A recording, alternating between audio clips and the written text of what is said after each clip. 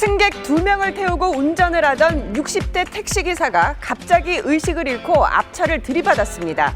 그런데 이 승객들은 택시기사를 놔두고 그냥 차에서 내려 유유히 가버렸고 기사는 끝내 숨졌습니다. 전문가 세 분과 함께 자세한 얘기 나눠봅니다. 안녕하세요.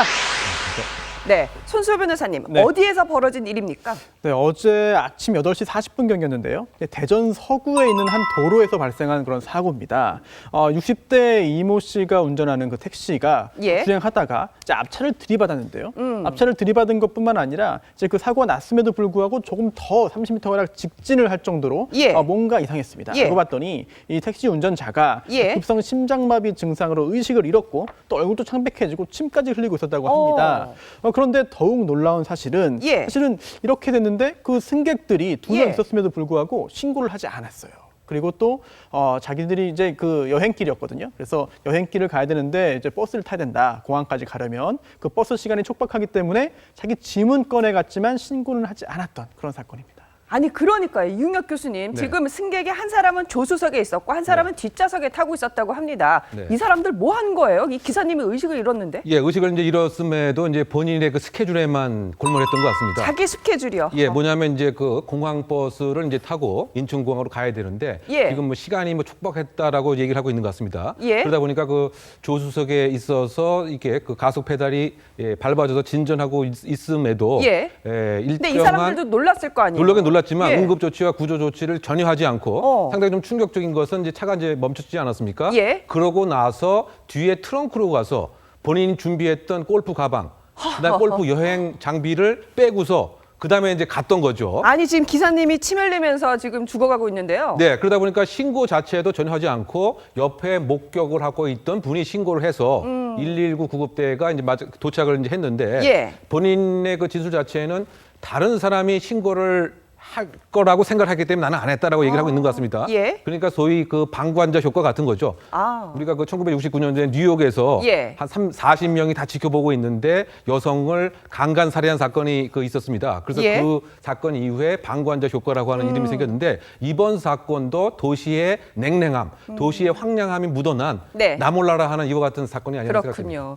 김 박사님, 네네. 아니 세상 인심이 각박해도 정말 어떻게 이럴 수가 있습니까? 자기 눈앞에서 사람이 죽어가는데 여행 가는 게 더 중요한 정말 인정머리라고는 하나도 없는 사람들이에요. 아무리 바쁘다 하더라도 119에 전화해서 여기 아저씨 쓰러졌다고 이 전화 한 통 가는 게 그렇게 어려운 일이에요? 지금 이 교수님께서 얘기를 해주셨는데 방관자 효과라고도 하고 구경꾼 효과라고도 이제 하는데 네. 이제 이런 부분들이 이제 뭐 교수님이 얘기해 주셨지만은 어려움에 처해 있는 사람이 있으면 주변에서 많이 보잖아요, 그렇죠? 보게 되면 예. 뭐 저 사람이 해주겠지, 저 사람이 해주겠지. 그리고 본인이 살짝 그 피해에 대해서 어떤 부분에 대해서 신고를 하지 않고 밀어넣는 효과라고 보시면 되는데. 나 아니라도 되겠지. 예. 그런데 여기에 이제 하나가 더 보태진다면 뭐냐면 예. 이제 이기주의적인 생각들이 발생이 문제가 된 것입니다. 아하. 이게 뭐냐면 극단적 이기주의, 예. 편파적 이기주의라고도 얘기를 하는데 이런 부분들이 이제 이런 겁니다.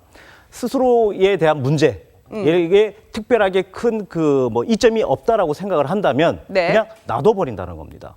예를 든다면 이제 이런 것들도 있습니다. 어려움에 처한 사람이 있는데 예. 예를 든다면 부유하고 예. 특별하게 자기에게 도움을 준다라고 예. 하는 사람에게는 오히려 더 도움을 주고 또 예를 든다면 그래요? 나에게 예를 든다면 별로 필요도 없고 어. 예를 든다면 을과 같은 역할이 하는 사람의 어려움이 처해졌다고 한다면 예. 도움을 좀 덜 주려고 하는 어머. 편파적 이기주의적인 것들이 이제 만들어지는 현상들인데 이런 부분들이 지금 현대 사회에 좀 큰 문제라고 저희들이 생각할 수는 있겠죠. 만약에 정말 가정이지만 저 쓰러지신 분이 택시기사님이 아니라 얼굴이 너무너무 잘 알려진 재벌 총수 회장님이 쓰러졌다면 어쩌면 적극적으로 도와줄 수 있었다는 그런 아주 슬픈 그런 말씀을 하셨는데 손수호 변호사님. 그런데 이 승객들 이렇게 현장 그냥 마음대로 이탈을 해도 돼요? 할 일도 많잖아요. 뭐 보험 처리도 있고 경찰에 가서 진술 조사도 해야 될 것 같은데.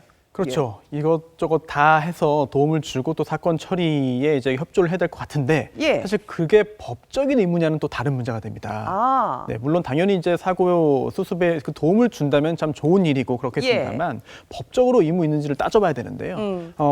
현행법상 뭐 이렇게 그 승객이 사고 수습에 협조해야 된다는 의무 규정을 찾는 게 좀 어려워 보여요. 그러니까 이게 도덕적인 문제지 법적인 문제는 아니고 그렇습니다. 지금 이제 형사적으로도 이게 형법에 유기죄가 있습니다. 즉 네 내버려 두면 되죠. 그리고 또 유기를 해서 치상, 다치거나 치사, 죽게 되면 엄한 처벌을 더더욱 하게 되는데요. 네. 하지만 이 유기죄의 그런 범죄의 주체가 되려면은 이제 그 법률상으로 또는 계약상으로 상대방을 도와줘야 되는 의무가 있어야 됩니다. 아하. 그런데 이게 계약상 물론 이제 요금을 지급하고 그 목적지까지 가야 되는 그런 서로 상호 간의 계약은 있지만 예. 다쳤을 경우에 또는 이제 쓰러졌을 경우에 이거를 그 구조를 해야 되는 의무가 있느냐 법적인 그런 부분 좀 다르고요. 또 하나 이제 그 노유, 질병, 기타 사정으로 부조를 요하는 자에 대해서 법률상, 계약상 의무 있는 자가 유기해야만 유기죄가 되는 것이기 때문에 엄격히 볼 때 법적으로는 범죄 성립을 좀 논하기 어렵지 않느냐 그런 의견입니다. 그렇군요. 교과서적으로 보면 이제 손 변호사님 말씀이 맞는데 우리가 예. 이걸 조금 더 적극적으로 전향적으로 해석해 봤을 때 이 승객에게 이른바 보증인적 지위가 있느냐 없느냐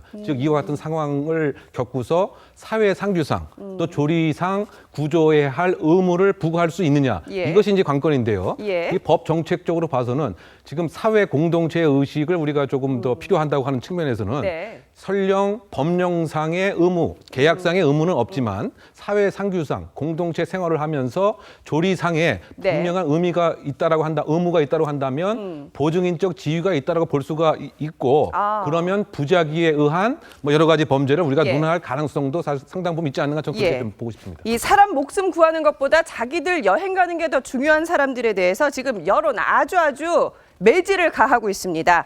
이 사람들 살인자나 다름없다. 처벌을 해야 된다.